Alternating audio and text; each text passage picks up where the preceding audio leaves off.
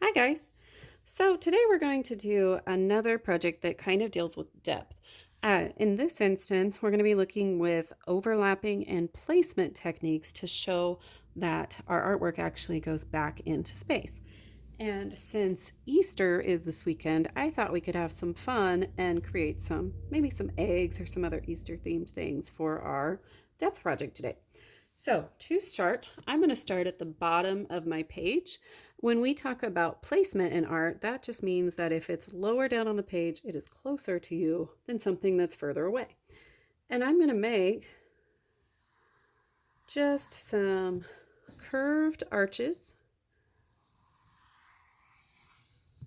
So they should look like an arch or rainbow. It is okay if it goes off the page, as mine is going to do here. And that's going to be my first row of my Easter eggs or Easter themed things. Behind that, I'm going to make a second set of half ovals or curved arches. And if you notice, these are now overlapping in front of my second row. That also helps to create the effect that it goes back into space. Now you can keep going back as far as you want for this project. I'm going to add, I think, 2 more rows. Another effect that you'll notice, since we are making it go further and further back as we go, I always try to make my next rows get just slightly smaller as they go back. That also helps create that illusion of depth in our work. And let's do one final row here. There we go. Now, if you hadn't guessed already, by creating this overlap so that these are in front of the shapes behind them, as well as that placement, I've really got a good idea of depth, but these are going to be some Easter eggs for our work. So to make them look like Easter eggs, now I just have to add whatever patterns I like for my Easter eggs. Now I'm going to put a bottom on this one. There we go. And I like to see Easter eggs that have kind of a couple different rows of patterns in them. You know, when I make some at home, we tend to just put different patterns in them. So I go ahead and decorate your eggs however you would like. I would also consider maybe adding some things other than just eggs to your work. Here's another egg for us. For instance, once I finish this egg, I'm going to create a different type of Easter themed work that is not an egg. There's another one. All right.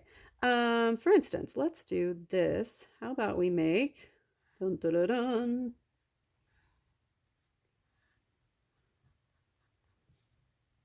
a little baby chick.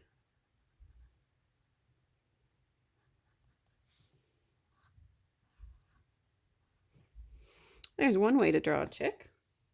I can also draw a chick from the side by creating a mouth this way.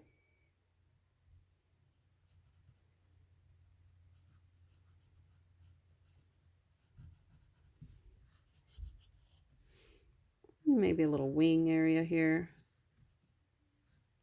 So I've got some birds hiding out with my Easter eggs, and I would go ahead and finish this. I would recommend coloring this if you do happen to have some colored pencils or markers or crayons at home, just to make it a little more festive for your Easter spirits.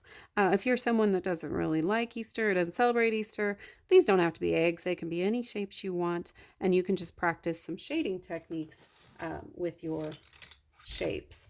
So for instance, like we talked about yesterday, you could work on maybe having some lighter areas like I'm doing here, creating some light tones and some tones that get a little darker as they get further away from your light source.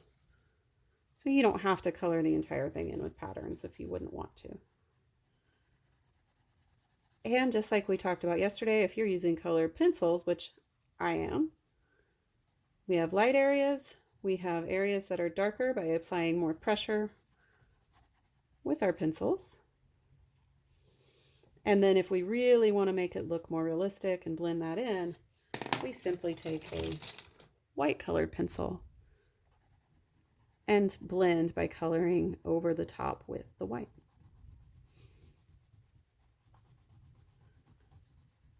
And there you have it, guys. I hope you guys have a wonderful weekend, and I will see you guys or talk to you guys again next week. Bye for now.